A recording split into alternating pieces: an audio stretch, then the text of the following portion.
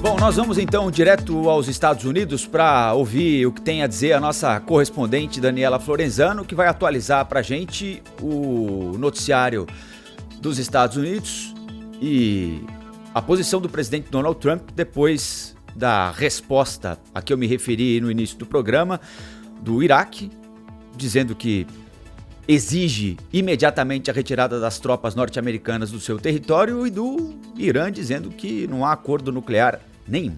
A declaração afirma que o programa nuclear do país não terá mais limitações na produção, incluindo capacidade de enriquecimento, porcentagem e quantidade de urânio enriquecido, além de desenvolvimento de trabalhos de pesquisa e expansão. O anúncio ocorreu neste domingo, depois de uma reunião de emergência com o Conselho de Segurança Nacional do Irã. No entanto, o governo se comprometeu a retornar ao acordo se as sanções impostas ao país forem removidas. O anúncio vem 2 dias após a morte do general iraniano Qassem Soleimani por um drone americano em solo iraquiano, o que fez com que também neste domingo o parlamento do Iraque votasse pela expulsão do país das tropas estadunidenses. A votação, porém, só será definitiva caso seja assinada pelo primeiro-ministro, que é interino, deixando dúvidas sobre se ele tem autoridade para aprová-la.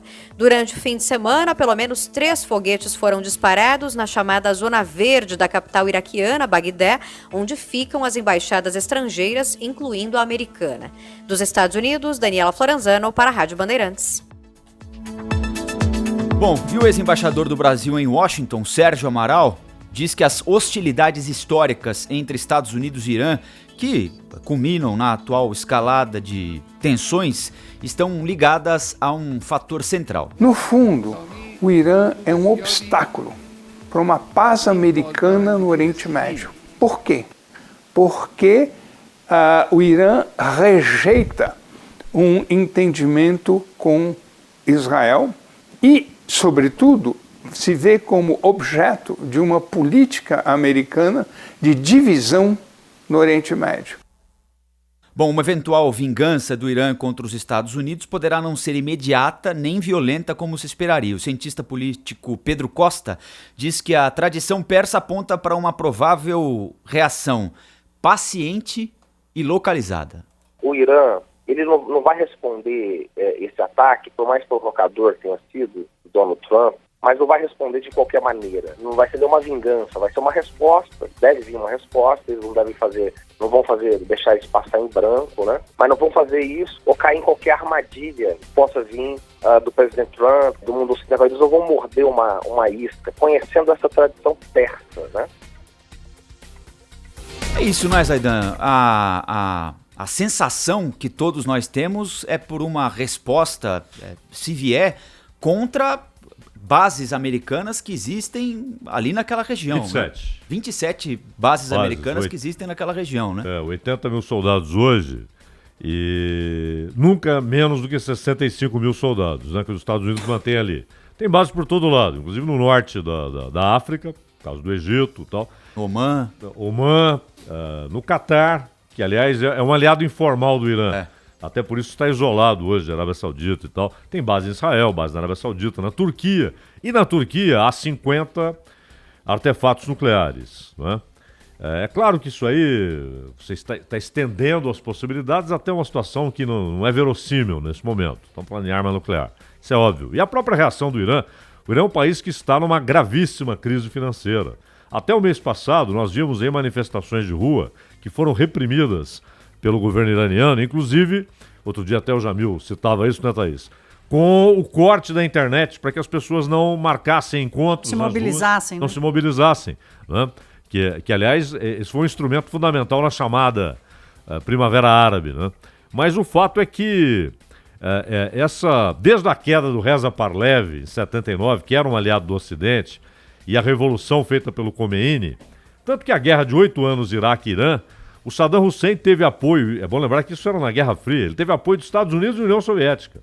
Né? Os Estados Unidos porque viam ali, uma revolução que levou estudantes, e foi condescendente com estudantes que invadiram a embaixada, o que, aliás, inviabilizou a reeleição do Jimmy Carter. Né? O Reagan foi eleito com a popularidade do Carter lá embaixo, a inflação estava alta, 13% ao ano para os Estados Unidos, isso é um escândalo, e, ao mesmo tempo, com esse fracasso em Teherã. E a União Soviética porque receava que aquela revolução islâmica contaminasse ali o Cáucaso. A Chechênia, por exemplo, tem maioria islâmica, tanto que houve 2 guerras lá. O Yeltsin perdeu uma, o Putin ganhou a outra. Não é? É um problema ali para a Rússia. Né? E o Saddam Hussein, por sua vez, receava o quê? Ele era sunita. Os xiitas no Iraque, que são maioria, eles foram governados por sunitas por décadas, inclusive o Saddam Hussein. Né? Então, o Saddam Hussein receava que aquela revolução contagiasse o Iraque, a sua maioria xiita. Reprimiu duramente os xiitas, usou arma química contra os curdos e fez a guerra de 8 anos com o Irã. Né?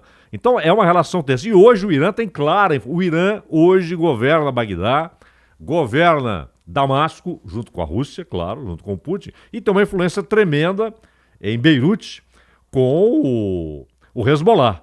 Então, na região, a Arábia Saudita não vê Israel como seu principal inimigo, vê o Irã. Então, era uma questão de dias para que eclodisse essa crise. E isso é curioso, porque sem um potencial bélico tão assustador assim, né? Não é a Turquia. Que, exatamente, exemplo... mas a influência do Irã naquela região, por isso talvez o Soleimani tratado como, exatamente, como o herói nacional do ponto de vista deles, lá porque ele conseguiu transformar o Irã em uma potência regional e transformou o país em uma nação que tem influência sobre outras, sem ter um potencial bélico suficientemente forte para isso, né? Não são os Estados Unidos que chegam, instalam bases ali e dizem, olha, agora quem manda aqui sou eu, ponto final. Né? Claro. Foi a partir de estratégia militar. Uma teia que ele estabeleceu com o Hezbollah, com o Hamas, que também tem recursos do Irã, né? Com a influência natural de um Estado sunita sobre uma população, um Estado xiita sobre uma população xiita do Iraque. O Irã é um Estado xiita, o Iraque tem a maioria xiita. Né? E, ao mesmo tempo, a influência que ele tem na Síria, o Irã e a Rússia foram fundamentais para o Assad não ter sido derrubado. Agora, o interessante nessa história é um país de 80 milhões de pessoas. Uma coisa é atacar o Irã. Agora, que ninguém imagine que ocuparia o Irã. Aquele passeio que vimos no Iraque não aconteceria no Irã. Seria muito mais difícil. E o detalhe interessante é que a guarda republicana do Soleimani, ela não responde ao presidente. Ela não dá a mínima satisfação ao Rouhani, como não dava ao Ahmadinejad. Ela lida diretamente com o Ayatollah Ali Khamenei. Inclusive, muita gente está falando, olha, essas manifestações de apreço pelo Soleimani mostram que o governo do Irã recuperou popularidade. Não, pelo contrário, há um confronto permanente dos moderados, é o caso do Rouhani, com a linha dura, que está junto com o Ayatollah. E ele era a expressão militar dessa linha dura. Né? Então a coisa é muito mais complexa, né? Muito mais complexa. Agora, essa história de não, vão ser só escaramuças, ataques isolados. Só que quando você aperta o gatilho, você nunca sabe o que aquele incidente vai produzir. As e o que vem depois, né? Não são controláveis, né? Não são controláveis.